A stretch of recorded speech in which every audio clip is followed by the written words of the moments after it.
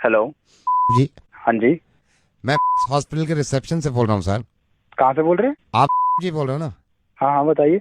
आपकी दीदी यहाँ पे अभी आई थी हॉस्पिटल। हाँ। रिसेप्शन से वो जब स्टेयर्स उतर रही तो उनका पैर फिसल गया और वो थोड़ा सा स्लिप हो गई, तो मुझे लग रहा है इनके हेयर लाइन फ्रैक्चर है। और वो अभी मैं तो यहाँ पे आया हूँ और वो वहाँ पे हैं दीदी। आप तकलीफ काफ़ी है उनको, तो मैंने कहा मैं आपको इन्फॉर्म कर दूँ। नहीं, एक मिनट। गिरी है वहाँ पे? हाँ, आपकी दीदी हैं, वो रोते हुए बता रही थी कि भैया को फोन कर दो, तो मैंने अपनी हाँ। मोबाइल से किया है। उनका मोबाइल उनके पास है, उसमें भी पता नहीं क्या प्रॉब्लम हो गई, सिग्नल विग्नल जा रही है ना, वो भी गिर गया था। मैंने इसलिए नहीं किया फोन, के आप पैनिक करें, आप परेशान मत होना। लेकिन ये है कि आधा पौन घंटे से वो अभी चिल्ला भी रही है, क्योंकि हेयरलाइन फ्रैक्चर मेरे को लग रहा है छोटा मोटा है उनके। तो दीदी है कहाँ पे अभी? अभी वो रिसेप्शन पे ही बैठी हुई हैं, 1.5 घंटा पहले गिरी हूँ, ये रिसेप्शन पे बैठ के रो रही है बहुत तो तेज। रिसेप्शन पे क्यों बिठा रखा है? तो अंदर लेके जाओ ना। मैं अंदर तो नहीं ले जा सकता सर उनको अभी। अरे क्या पागल आदमी है, तो फोन क्यों कर रहा है फिर मुझे? तो अंदर एडमिट कराना मेरे भाई। सर रजिस्ट्रेशन के 1,000 रुपए लेते हैं ना ये लोग। भाई बड़ा आदमी है तू। और कोई लोग वोग नहीं है वहाँ पे? एडमिनिस्ट्रेशन नहीं है तुम्हारा हॉस्पिटल का वहाँ पे? अभी तूने फोन किया, मैं आके साले 2,500 रुपए दे दूंगा। अभी काम तो शुरू करो ना। नहीं सर, मैं नहीं ले जा सकता वहाँ पे, 1,000 रुपए रजिस्ट्रेशन लगते हैं ना सर, इसलिए मैं बोल रहा हूँ आपसे। पागल हो गया क्या बहन? तू 2,500 ले लियो। मैं अभी तूने फोन किया, मैं पहुंचने में टाइम लगेगा ना, तो उनका काम तो शुरू करवा, मैं आ रहा हूँ। 2,500 रुपए दे दोगे आप? 2,500 रुपए मारूंगा तुम्हारे मुंह पे साले। हजार कंफर्म की बात करने कर से रहा है। पहले ही मारोगे आप? अबे क्या कंफर्म? कि ये जो कॉल करी है मैंने, ये जेन्युइन भी है या नहीं, जो आप 2,500 रुपए फौरन देने के लिए बात कर रहे हैं? कहाँ से बात कर रहा है तू? आई एम सो सॉरी जी। आप सबसे पहले तो इस बात का इत्मीनान रखें कि आपकी दीदी गिरी नहीं है। और मैं कहाँ से बात कर रहा हूँ? मैं रेडियो मिर्ची से नवेद बोल रहा हूँ। अब ये क्यों बात कर रहा हूँ, प्लीज मेरी इस बात को समझिएगा। मेरी दीदी ठीक है कि नहीं है? आपकी दीदी बिल्कुल ठीक है। क्यों फोन किया है मुझे? जब मैंने फोन किया तो आपने कंफर्म नहीं किया कि ये 2,500 रुपये जो ले रहा है ये इंसान, ये जेन्युइन भी है या नहीं।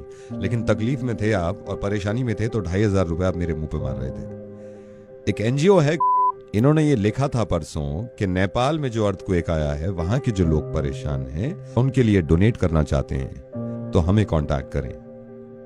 और आपने नीचे कमेंट में ये लिख दिया कि ये सब झूठ है, इस तरह के धंधे बंद करो, मुझे मालूम है सारे पैसे कहां जाते हैं। आपने कमेंट में ये तक भी लिख दिया, ये मेरा नंबर है, मुझसे पैसे निकलवा सकते हो तो निकलवा के देखो। मुझे मालूम है कि ये की जिम्मेदारी नहीं है कि वो नेपाल के लोगों की मदद करे, क्योंकि वो एक इंसान है, तो ये एक इंसान की जिम्मेदारी है कि वो नेपाल के लोगों की मदद करे जो लोग अर्थक्वेक में परेशान हैं, जो लोग अर्थक्वेक में खत्म हो गए हैं, जिनके परिवार बिछड़े हुए हैं, उनकी मदद करे। ये जरा सोचिए तो सही, आप तो दिल्ली में ही थे जब ये अर्थक्वेक आया है। जिस वक्त ये झटके लग रहे थे ना हमें, उस वक्त रूह कांप गई थी लोगों की कि अगर खुदा ना खास्ता कुछ ज्यादा हो गया तो क्या होगा। ये हम सबको मालूम है कि हम नेचर से, कुदरत से लड़ नहीं सकते। ये किसी के हाथ में नहीं था अर्थक्वेक रोकना, लेकिन हम सबके हाथ में है उन लोगों की मदद करना, चाहे वो दुनिया में कहीं भी हों, जो इस हादसे का शिकार हैं, जिनको मदद की जरूरत है। ये मैंने पता किया है नेपाल फोन करके, वहां पे बहुत सारे छोटे बच्चे ऐसे हैं जिनके माँ बाप मलबे में दब गए हैं और मर गए हैं। आपको मालूम है वो बच्चे अपने माँ बाप तक को याद नहीं कर रहे, क्योंकि भूख लग रही है उनको, क्योंकि खाना खाना है उनको, क्योंकि चोट लगी हुई है उनको। मुझे मालूम है कि आपने कोई बुरा काम नहीं किया, ये इंसान की मर्जी होती है कि वो किसी की मदद करे या ना करे। लेकिन कम से कम एक ऐसा एनजीओ जो कि ऑथेंटिक है, जो कि नेक काम कर रहे हैं, अगर वो लिखते हैं कि नेपाल के लोगों की मदद करें, तो अगर हम उनको बढ़ावा भी नहीं दे रहे, तो कम से कम ये तो ना करें कि हम ये लिख दें कि झूठ बोलना बंद करो और अपने आप पैसे कमाने बंद करो। एक बात सोचिए जरा, जब अर्थक्वेक आता है या ऐसी कोई परेशानी होती है, तो मेरे हिसाब से सबसे करीबी जो है एक दूसरे की मदद करने के लिए वो पड़ोसी होता है। आपके फ्लैट के बराबर वाले भाग के आ जाते हैं कि आप ठीक ठाक हैं या नहीं। तो ये भी पड़ोसी है नेपाल, और जरूरी नहीं है कि पड़ोसी हो, दुनिया में कहीं भी इंसान अगर परेशान हो तो हमें मालूम है कि हमें मदद करनी चाहिए, और आप करते हैं। लेकिन आपने थोड़ा सा गलत किया कि इस तरह का कमेंट लिख दिया कि आप पैसे कमाना बंद करिए।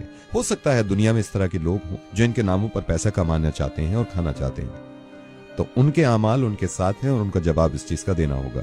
लेकिन हम ये सोचने लगे कि सारे ही झूठे हैं और कुछ करें ना, तो अर्थक्वेक की कोई खास दुश्मनी नहीं थी नेपाल से।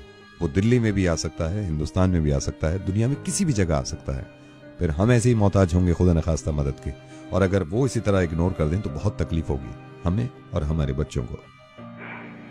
जरा इस बात को सोचिए कि एक हेयरलाइन फ्रैक्चर से कितनी तकलीफ होती होगी किसी को, जिसकी वजह से आप इतने परेशान हो गए। अर्थक्वेक में किसी का दब जाना और मर जाना, इससे ज्यादा तकलीफ की बात हो नहीं सकती उनके लिए जिनके घर वाले बच गए हैं और वो देख रहे हैं कि लोग कैसे मर रहे हैं।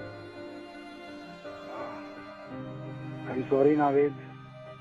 अब मैं आपसे मदद चाहता हूं, आप डोनेशन की शुरुआत ऐसे करें कि इस चीज को इतना फॉरवर्ड करिए कि किसी के जहन में अगर नहीं भी है उनकी मदद करना, डोनेट करना, तो वो मजबूर हो जाए और उसको एहसास हो कि लोग परेशान हैं। प्लीज इसको शेयर करिएगा। खुश रहिए, हिफाजत से रहिए और दुआ करिए इस वक्त नेपाल के लोगों के लिए।